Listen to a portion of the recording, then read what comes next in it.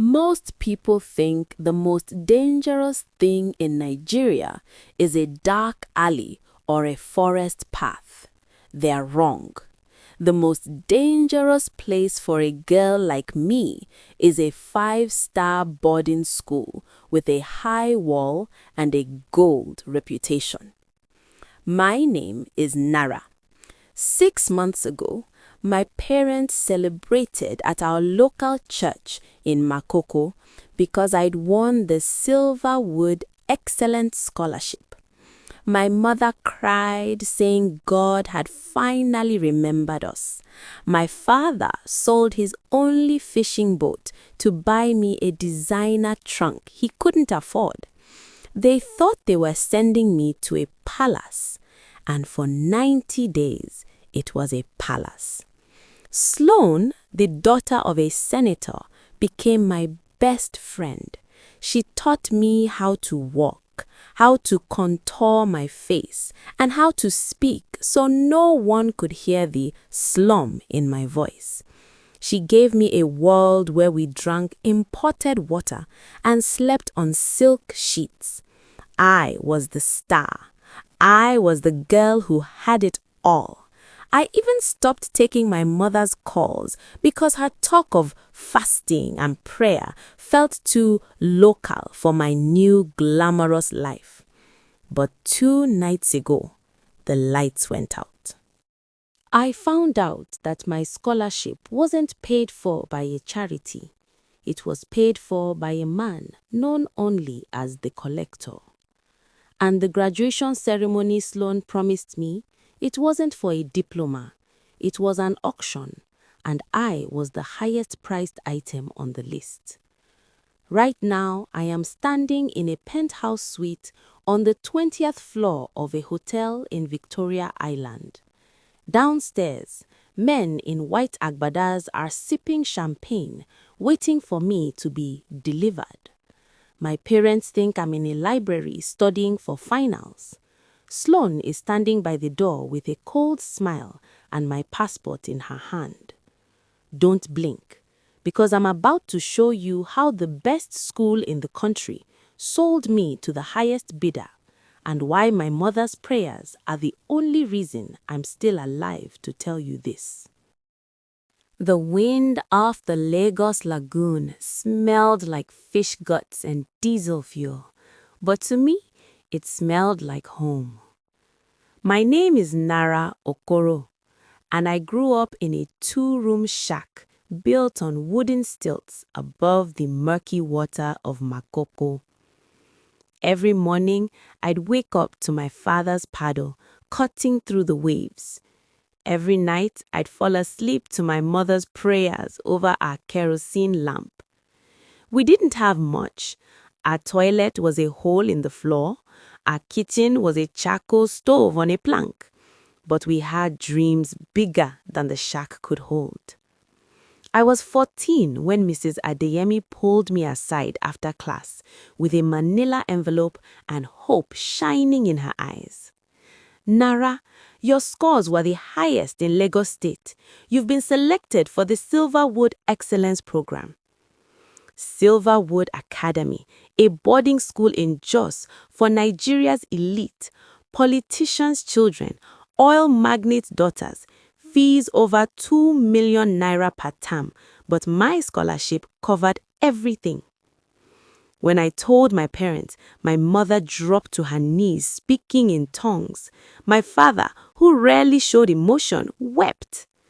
That Sunday, our church erupted in praise. People pressed crumpled naira notes into my mother's hands, calling me our daughter, our star. The pressure was crushing, but I welcomed it because secretly I was ashamed. Ashamed of my smoke-scented uniform, ashamed that my father was a fisherman, ashamed of living in Makoko, a name synonymous with slum. Silverwood was my escape. My chance to become someone clean, someone who didn't smell like the lagoon. My father sold his boat to buy me a leather trunk with golden clasps, ridiculously expensive, completely unnecessary, but he insisted. When you walk through those gates, Walk with your head high. You are not less than any of them." I hugged him, already planning how to bury the girl who grew up on water. Silverwood sat on a hill like a crown, wrought iron gates 12 feet tall, jacaranda-lined driveways, a colonial mansion painted cream and gold with windows that reflected the sun like shields. Beautiful, terrifying.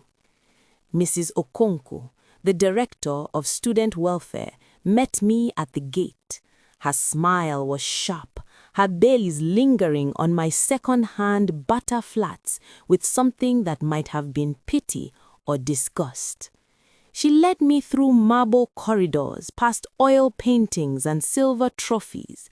Girls in pressed lavender uniforms drifted by like ghosts. No one looked at me directly, but I felt their eyes dissecting me. My room was bigger than my entire house in Makoko. 2 beds with lavender duvets, mahogany desks, a wardrobe with mirrors, a bathroom with hot water. I wanted to cry from relief and the crushing weight of knowing I could never go back. My roommate Kenza barely acknowledged me, just nodded once and returned to her textbook. That night, I made myself a promise. I would erase every trace of the lagoon. I would become silver. Sloan Obasi noticed me on day 3. Tall, light-skinned, Brazilian hair swinging like a whip. Senator's daughter. Mother was a former beauty queen running a Milan fashion label. Sloan wore privilege like armor. She found me in the library, flanked by 2 girls, baby-faced Zara with dead eyes, and Ivy with her permanent smack. "You are the scholarship girl," not a question. She sat uninvited, studying me like a specimen. "You are pretty in a raw kind of way, like unpolished wood." She tilted my chin up. "Good bone structure. If we dress you right, you could be stunning." "What's your story? Where are you from?" "Makoko," I whispered. Zara snorted. "The slum?" Sloan silenced her with a look. "There's no shame in where you come from, Nara, only in where you refuse to go. I can help you, teach you how to move in our world, how to make people forget you ever lived in a shack." "Why would you help me?" Her smile didn't reach her eyes. "Because I like projects, and you're going to be my masterpiece." Within a month, I was unrecognizable. Designer clothes, silky weave, new walk, new voice, no Lagos pidgin.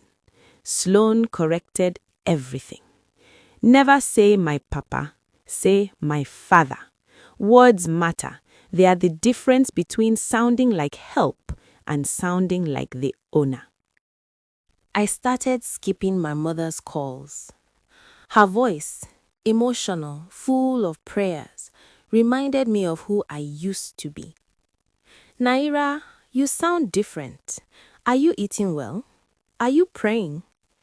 "I am fine, Mama. I have to go." I hung up before she could say she loved me. I was ashamed of her unconditional love when I was becoming someone who didn't deserve it. If you can't stand people who abandon their families the moment they get a taste of success, hit that subscribe button and let me know in the comments. Type, "Nobody deserves that." Because what happened next only got worse. The first patron was Chief Obina at an underground Abuja club. Sloan called it networking. 50s, round belly, soft hands, smile that made my skin crawl. I sat beside him for 2 hours while he talked about oil and real estate. At the end, he pressed an envelope into my hand. 50,000 naira. more than my father made in 2 months.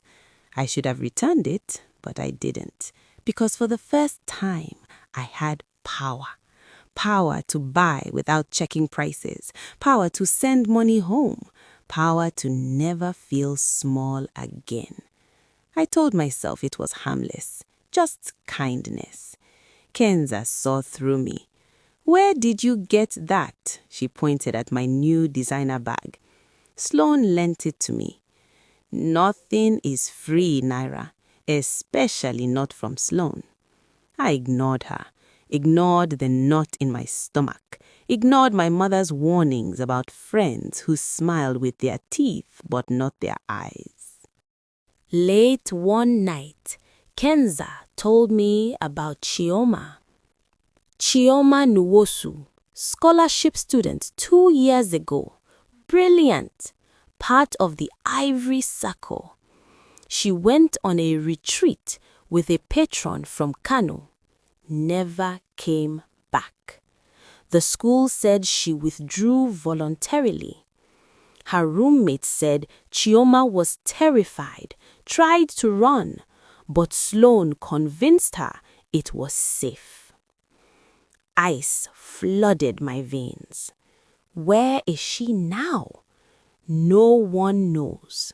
Some say Dubai, others say dead. Her parents still come to the gates every month, begging for answers. Next morning, I confronted Sloan. "Tell me about Chioma Nwosu." That cold smile. Chioma made her choice. Not everyone is cut out for this world. She leaned close. "You are smart, Nara. Don't ask stupid questions." I should have left then, but I was too deep. The girl who lived on water was gone. 3 weeks later, Sloan came with the opportunity. "General Silas wants to meet you. Retired military, very connected. 1 weekend retreat, 500,000 naira. My heart stopped.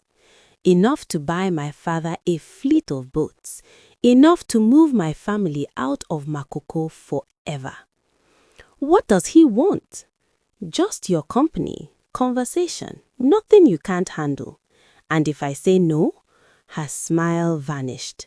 "Then you say no.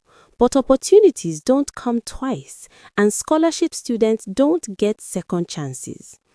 I thought about my father's boat, my mother's prayers, the shack that swayed in the wind. I thought about Chioma. I said yes. If you believe no amount of money is worth your dignity, hit that subscribe button. People like Sloan won't, and you need to hear what she did about it. In Makoko, my mother woke screaming at 3 a.m. I saw Nara, white room, no doors, a man in red with a blade. She was calling my name. My father tried to calm her. "It's just a nightmare." But she wouldn't stop. She fell to her knees and prayed for 3 days straight. She fasted, called the pastor, prayer warriors, intercessors. She wailed and prophesied until the neighborhood thought she'd gone mad. But she wasn't mad. She was a mother, and a mother's prayers are stronger than any devil's contract. The black Mercedes had tinted windows. Sloan sat beside me humming. We drove an hour through the hills to a hidden villa, whitewashed, modern, overlooking the valley. General Silas waited in a white kaftan, 60, grey hair, cold hands. "Welcome, Nara." Sloan left immediately. "I'll pick you up Sunday. Be good." The villa was empty, just him and me. After dinner, he poured wine. My head grew heavy, vision blurring. The wine was drugged. "Come, I want to show you something." He led me to a room with a carved door. Inside, candles, incense, white cloth, and a silver blade. "You are chosen, Nara. Your blood will bring me another decade of power. You should be honored." I tried to run but couldn't move. He pushed me down, blade at my throat. Then I heard it. My mother's voice, not in my ears, but in my spirit. "Nara, come home." The candles flickered. The general's hand trembled. He tried to press the blade down, but it wouldn't move, an invisible hand holding it back. He tried again and again, his face twisting with rage. "What is this? Who is praying for you?" Somewhere in a shack on the water, my mother was on her knees, calling my name to the God who hears desperate mothers. The door crashing open, police flooding the hallway. Kenza had found Sloan's itinerary, traced the address, convinced authorities something was wrong. She'd risked everything to save me. Officers burst in. The general tried to run. They tackled him. An officer wrapped me in a blanket and carried me out. I woke 2 days later in a Jos clinic. My parents sat by my bed, my mother gripping my hand. "You're safe. You're home now." I sobbed. Not pretty, dignified tears, but ugly, broken sobs of the girl I'd always been. The girl from Makoko whose father smelled like fish and whose mother prayed in tongues. Sloan was arrested with 3 other Ivory Circle members. General Silas was charged with attempted murder and trafficking. The investigation uncovered a network operating for years, using scholarship students as bait. Chioma Nwosu's body was found in a shallow grave in Kano. She was 15. I never returned to Silverwood. I finished school in Makoko, surrounded by people who knew my name before I had designer clothes. 2 years later, I'm 17. I've started a foundation for at-risk scholarship students, teaching them to recognize predators who wear smiles and carry cash envelopes. I still have nightmares, still see the silver blade, but I also see my mother's face, fierce and unbreakable, a reminder that some prayers are stronger than any curse. Comment, "Prayer wins" if you are Team Nara. The Sloans of the world can't win. Now you've seen what happens when a mother's intercession collides with a predator's plan. If you watched or listened up to this point, comment the country you are watching this from. Represent your country. My name is Nara Okoro. I am not a victim. I am a survivor. And the most dangerous prisons are the ones we build with shame and silence. My parents thought boarding school was safe. They were wrong. But their love and prayers were strong enough to bring me back from the edge. Don't let gold gates fool you. Don't let silver tongues deceive you. And never forget where you came from, because the girl on the water knew something the girl in the villa forgot. Your worth is not in your wardrobe. It's in your name, your roots, and the people who loved you before you had anything to offer. Stay safe, stay rooted, and never stop praying.